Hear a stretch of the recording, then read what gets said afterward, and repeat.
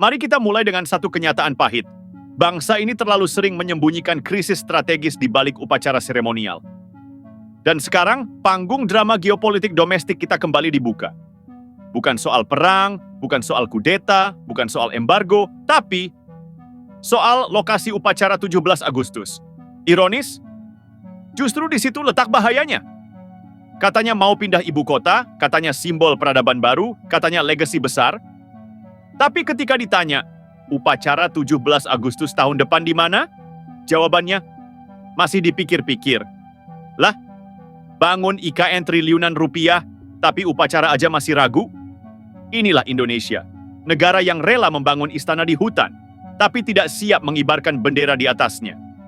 Bukan karena kurang tiang, tapi karena terlalu banyak bayang-bayang. Bukan karena kekurangan dana, tapi karena terlalu banyak keraguan. Jokowi telah meletakkan pondasi IKN bukan hanya dengan beton, tapi dengan narasi. Narasi perpindahan peradaban. Tapi narasi itu bukan kitab suci. Dan sekarang, Prabowo yang dulu di panggung yang sama bilang, insya Allah, upacara akan di sini. Tiba-tiba membalikan arah layar. Upacara kemerdekaan ke-80 balik ke Jakarta. Pertanyaannya, kenapa? Dan jawabannya tidak sederhana. Pertama, tentu soal efisiensi. Klise, tapi masih laku dijual. Lebih mudah, lebih murah, lebih praktis. Tapi apakah bangsa ini dibangun dari logika praktis? Kedua, infrastruktur. Katanya belum siap. Tapi pertanyaan yang lebih dalam. Emangnya kapan kita pernah benar-benar siap?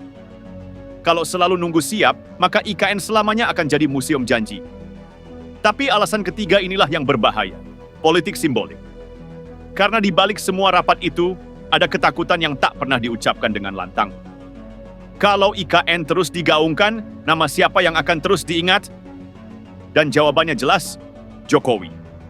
Disinilah dilema seorang pewaris kekuasaan. Prabowo tak bisa berjalan di bawah bayangan Jokowi selamanya, tapi ia juga tak bisa serta-merta membongkar fondasi yang sudah terlanjur ditancapkan.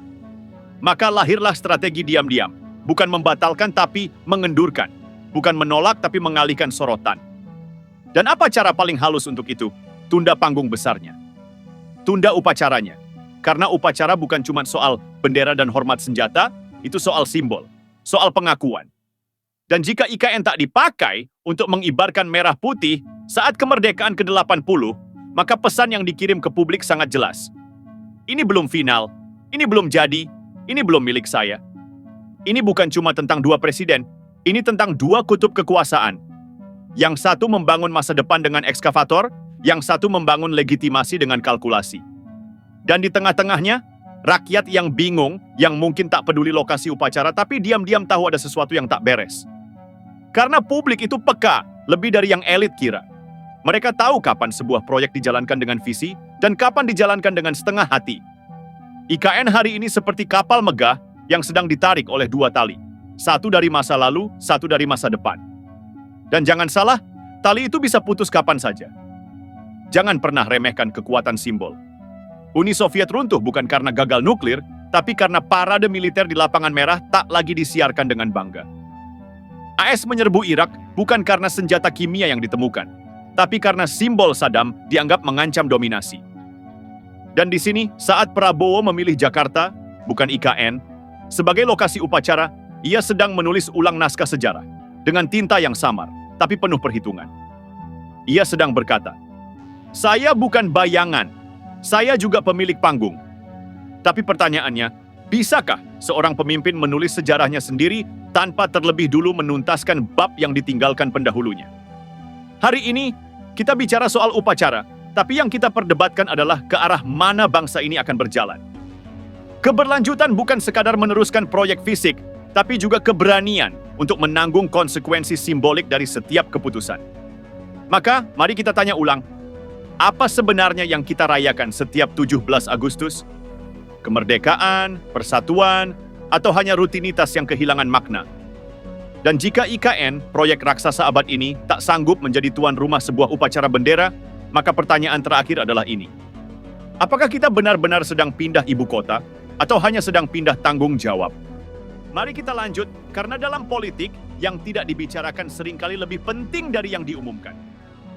Ketika upacara 17 Agustus tak jadi digelar di IKN, itu bukan sekadar pergantian lokasi, itu pesan diam. Sebuah pembatalan halus terhadap ambisi simbolik Jokowi tanpa perlu membuat gaduh, tanpa perlu mengeluarkan satu kata pun, kami batalkan, karena memang tidak dibatalkan, hanya tidak diprioritaskan. Dan dalam dunia politik itu sama saja. Kenangan yang mengganggu kekuasaan IKN terlalu identik dengan Jokowi. Terlalu terang untuk disangkal. Dalam tiap video drone, dalam tiap batu pertama, dalam tiap slogan Indonesia Maju, ada jejak sang presiden ke-7. Maka bagi siapapun yang datang setelahnya, IKN adalah monumen kenangan, bukan halaman baru. Dan kekuasaan tidak suka hidup dalam kenangan. Ia ingin jadi awal, bukan bab lanjutan. Ia ingin dikenang karena membangun, bukan karena meneruskan. Maka langkah taktis dilakukan. Perlahan, senyap, tapi pasti. Jangan konfrontatif, jangan frontal. Cukup lewat keputusan kecil seperti mengalihkan upacara ke Jakarta. Seolah berkata, kami hormati masa lalu, tapi kami tidak harus terus merayakannya. Siasat klasik kekuasaan.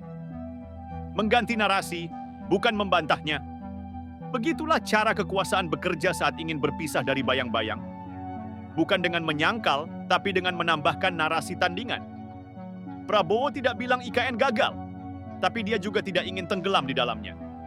Maka diciptakan narasi baru. Sekolah rakyat, makan bergizi gratis, pertahanan total.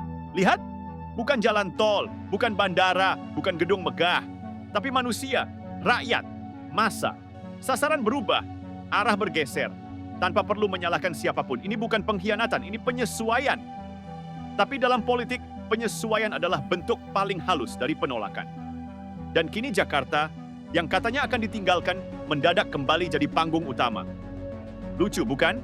Kota yang selama ini dituding sebagai lambang kesemrawutan, kemacetan, ketimpangan, kini kembali dipoles sebagai tuan rumah kemerdekaan ke-80. Tapi begitulah. Kota tua tak pernah benar-benar ditinggalkan, hanya ditunda kematiannya. Upacara Agustus di Jakarta adalah sinyal bahwa Jakarta belum selesai. Bahwa Jakarta masih menjadi pusat kendali. Dan mungkin masih akan lama begitu. IKN boleh dibangun, tapi legitimasi masih tinggal di ibu kota lama. Disinilah kita diuji, apakah bangsa ini masih berpikir secara simbolik atau sudah mulai bergerak secara strategik? Karena kalau betul alasan pemindahan upacara adalah efisiensi dan kesiapan infrastruktur, maka itu hanya jawaban di permukaan. Jawaban strategisnya lebih dalam. Menghindari friksi narasi antara dua era kekuasaan.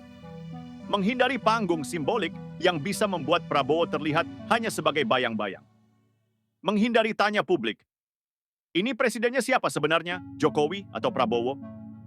Dan semua itu dilakukan dengan hanya memindahkan tempat upacara.